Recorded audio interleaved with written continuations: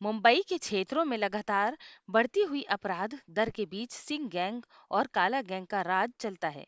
इन दोनों गैंगों के मुखियाओं के बीच पिछले कई वर्षों से संघर्ष चल रहा था। सिंह गैंग का मुख्यालय वर्ली है, जबकि काला गैंग धारावी के इलाके में अपनी स्थिति मजबूत किए हुए है।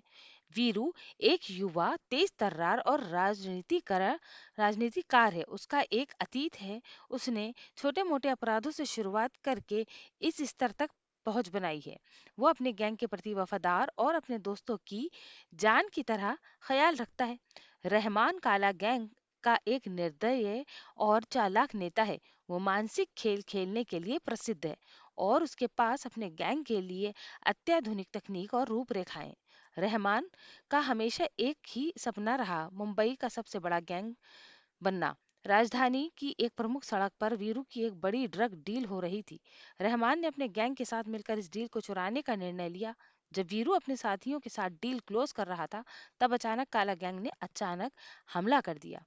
सड़क पर एक बड़ी झड़प हुई जहां दोनों गैंग के लोग एक दूसरे पर गोली चला रहे थे। इस मुठभेड़ में कई लोग मारे गए और अंत में रहमान की टीम ने डील पर अधिकार कर लिया। इस घटना के बाद वीरू की प्रतिष्ठा को बहुत बड़ा धक्का लगा। ये उसकी कमजोरी नहीं थी, बल्कि ये उसे और मजबूत बनाती गई।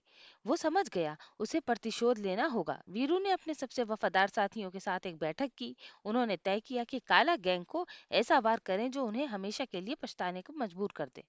वीरू ने अपने गैंग के सदस्यों को प्रशिक्षित किया और उन्हें पूरी योजना बताई। योजना ये थी कि वो रहमान की कई गतिविधियों पर नजर रखेंगे और उसको कमजोर स्थानों का निशाना बनाएंगे। कुछ हफ्तों बाद वीरू और उसकी टीम ने रहमान को उसकी नई ड्रग लाइन के बारे में जानकारी दी। वीरू ने अपने गैंग को फिर से एकत्रित किया और उन लोगों को एक साथ लाने का निश्चय किया जो रहमान के क्षेत्र में काम कर रहे थे। जब वीरू की टीम काला गैंग पर अचानक हमला कर देती है, तब दोनों गैंग के बीच फिर से युद्ध छिड़ जाता है। इस बार वीरू की रणनीति सफल होती है और काला गैंग को भारी नुकसान उठाना पड़ता है, लेकिन बदले में वीरू की टीम भी बड़ी मुश्किल में पड़ जाती है, क्योंकि रहमान ने अपनी सुरक्षा को मजबूत किया हुआ है। गैंग वार की बढ़ती घटनाओं के कारण पुलिस सक्रिय हुई और मीडिया ने इसे टकराव की इस कहानी को बड़े पर्दे पर लाने का प्रयास किया। लोग अपने आस पड़ोस में ही हो रही हिंसा से भयभीत थे। पुलिस ने एक मध्यस्थता टीम का गठन किया और शहर में कानून व्यवस्था बनाए रखने के लिए ऑपरेशन जारी किया।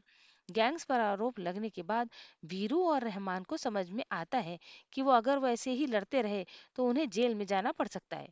ये एक गंभीर संकट का क्षण था।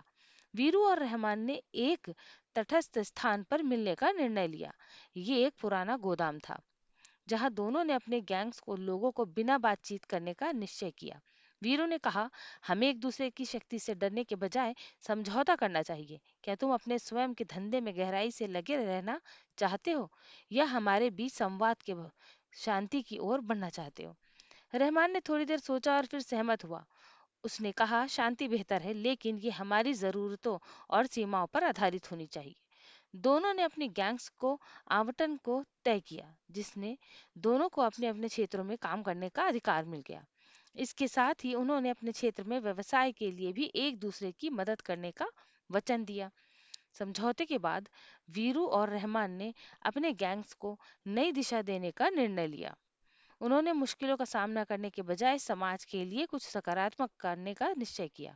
दोनों गैंग्स ने मिलकर शहर के विकास में योगदान देने के लिए कई सामाजिक परियोजनाओं पर काम करना शुरू किया। उन्होंने युवा पीढ़ी को नशे से दूर रखने के लिए, शिक्षा के स्तर को बढ़ाने और खेल सुविधाओं का विकास करने के लिए कार्यक्रम चलाए। इस तरह खूनी गैंग वार की कहानी एक शक्तिशाली बदलाव की कहानी बन जाती है। ये जो दिखाती है कि पानी में आग से नहीं, बल्कि दोस्ती और समझ से ही बुझाई जा सकती है।